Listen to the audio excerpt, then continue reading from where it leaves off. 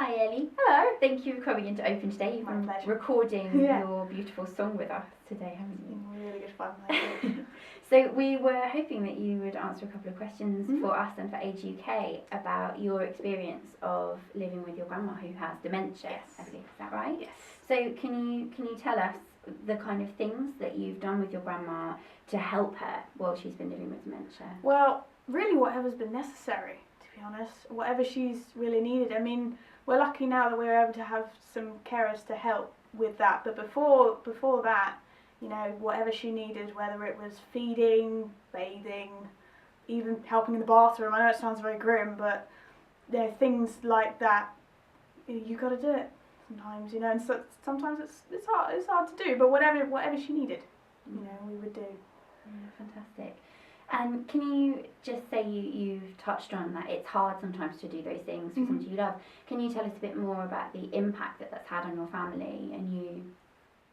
Well, I mean, Granny particularly, I mean, she's always been a huge part of our lives.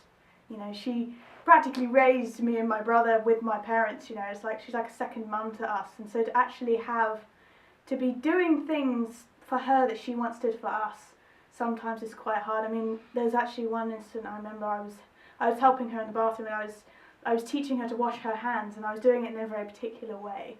And then I kind of had a flashback because I remember her teaching that to me when I was little in the exact same way that I was teaching to her, and that hit me a lot. Cause it's like, wow, it's come full circle. Yeah, that's really beautiful. So, obviously, you have lived with your grandma through this experience of having dementia.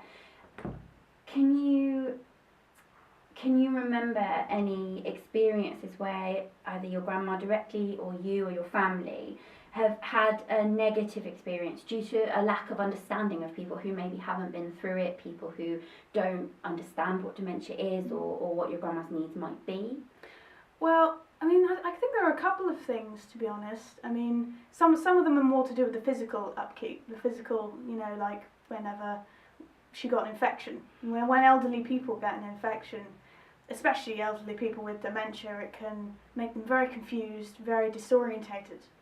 You know, and so somebody has to stay with them all the time. And when you're that person, you think, you know, what do I do? Do I, you know, what is required to get rid of that? So that's the first thing, you know, when you're 24 hours having to watch somebody, and you don't always know what the right thing to do is, you know.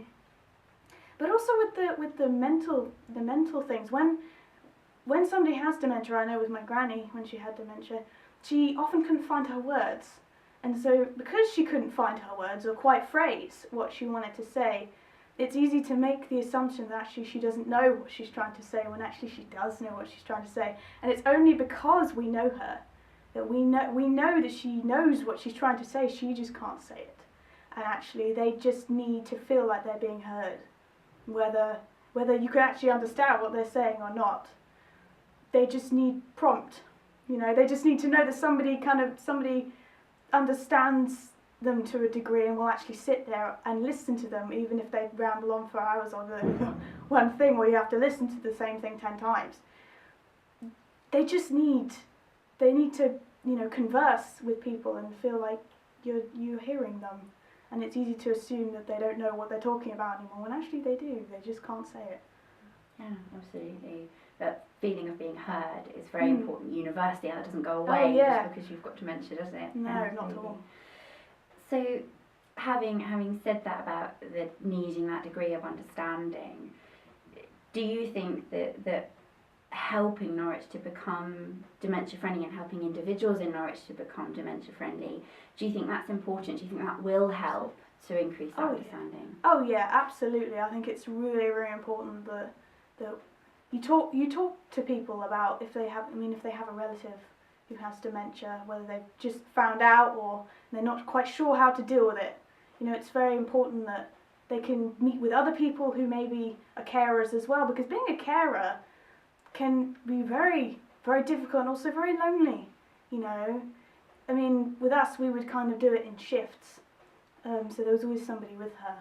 And sometimes if something happens or, you know, she needs very specific help, you don't know what to do, you know, you panic. At least I've panicked, you know, and I think it's really important to educate, you know, how do you treat somebody with dementia, you know, is it insulting to say, do you mind repeating that, I don't quite understand you, you know, or how is best to converse with them and make them feel comfortable, but also no one wants to feel like they're losing part of themselves. Nobody wants to feel like they're losing memories, even though effectively that's what's happening, and often they know that's what's happening. I mean, Granny particularly, she knows what's happening to her. She knows that, you know, she's losing memories, you know, and we'll bring things up and she's like, I don't remember, you know, intimate memories that she's had with us. She knows what's happening, but actually it's about not making them feel like they're losing part of themselves, you know, and I think it's really important to be able to discuss it, because especially with the grim things, no one wants to talk about helping somebody in the bathroom, I mean, and the grim tasks, but actually being able to ask those questions with other people and say, actually, this is normal, this is not, it's okay that you feel lonely, it's okay that you feel like this is how we can help. I think it's really important. And this is the help you can have as well, because I think a lot of people aren't aware of the help that they can get if they feel very alone with it. Yeah, we weren't. It took a long time for us to find people who could help us with Granny and her specific needs. You know, when we were told a few times that, oh, we don't know if they have this in Norfolk because she needed 24-hour care. You know, we don't know if they do this in Norfolk, or we don't know, you know, we don't know if we've got this, and we don't know if we've got this.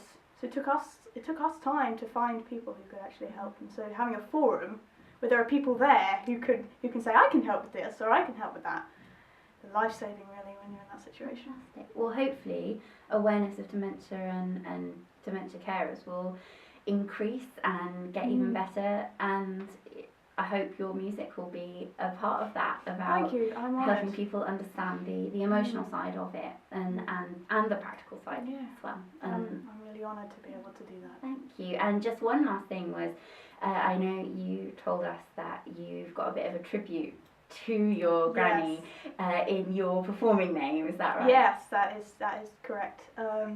Because her name is Bea, she's Granny Bea. So I've called myself Ellie Bea in tribute. I like to think that this is going to sound incredibly corny or sappy, but I like to think that even when she's gone or she can't do the things that she used to do, that a part of her will always be able to live on through me and through what I'm doing in my music and in my name. Absolutely. That's why I did that. Thank you so much, Ellie. We've loved having you here. Thank you very much for having me. Yeah. See you again.